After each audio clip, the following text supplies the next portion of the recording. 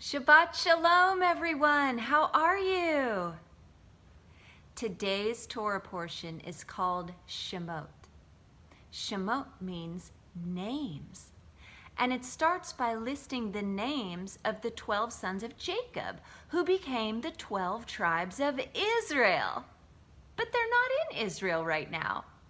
Do you remember where they are? That's right. They're in Egypt. They went down to Egypt with Joseph. Well, some time has passed, and things are a little different. A new Pharaoh is in power, and he doesn't know anything about Joseph or how Joseph saved the world from a famine. All he knows is that these Israelites have gotten quite numerous, and he's a little concerned that if they wanted to start a war, they could win. So he says, I need to do something about this. Let's put them to work. I'm going to have them build my buildings, make my bricks, and work as slaves in the field. Then they can't have any more babies and outnumber me. Do you think that worked? Well, he made them slaves all right, but they kept having babies. So the Pharaoh said, midwives, I want you to kill the baby boys. Did the midwives obey? No, they didn't want to do that. So they disobeyed the Pharaoh. And God prospered them. Yay! God heard their groaning, and he remembered his covenant with Abraham, with Isaac, and with Jacob. So God looked on the Israelites, and God knew. There was one Levite couple. The mama had a baby, and he was a boy.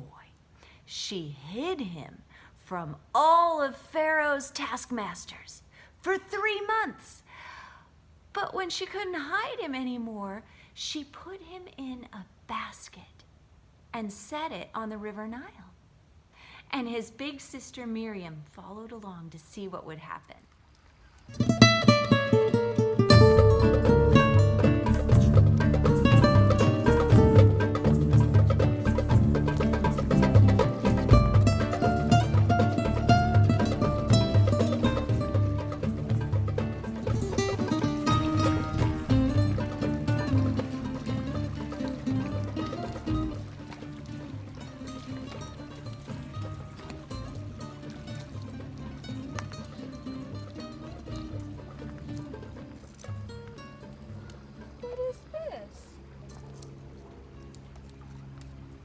This must be one of the Hebrew slaves. Oh, he's so cute. Yes, I think I will keep him. Would you like me to go fetch a Hebrew woman to nurse him? Yes, please do. I think I will call him Moshe, because I drew him out of the water. So Moshe was raised in the palace by his own mother. When he was older, he saw one of the taskmasters beating a Hebrew slave.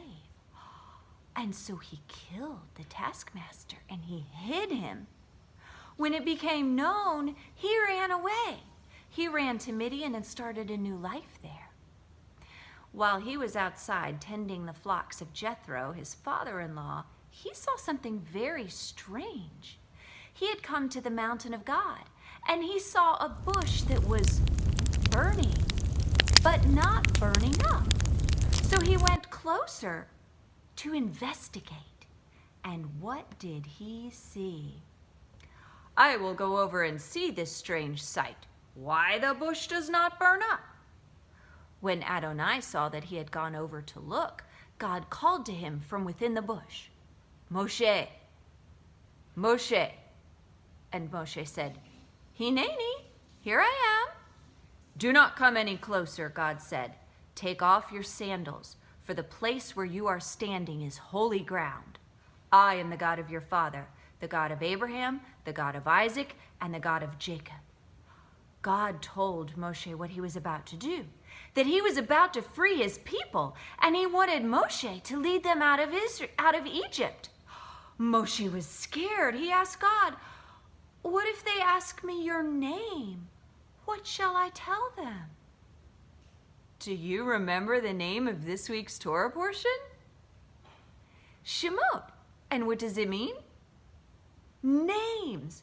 So this week's Torah portion opened with a listing of the names of the tribes of Israel. And now we get to find out the name of God.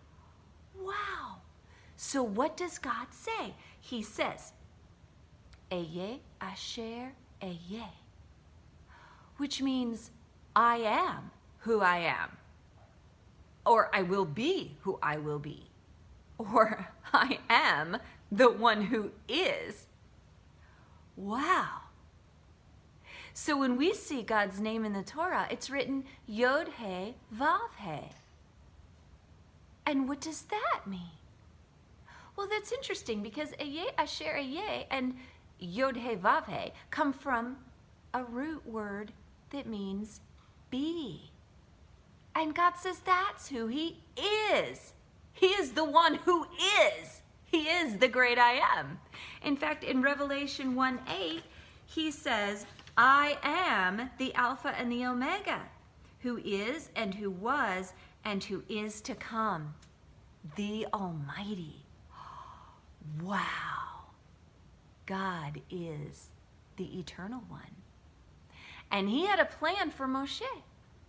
Moshe, who was drawn out of the river Nile, was going to draw the people of God out of Egypt.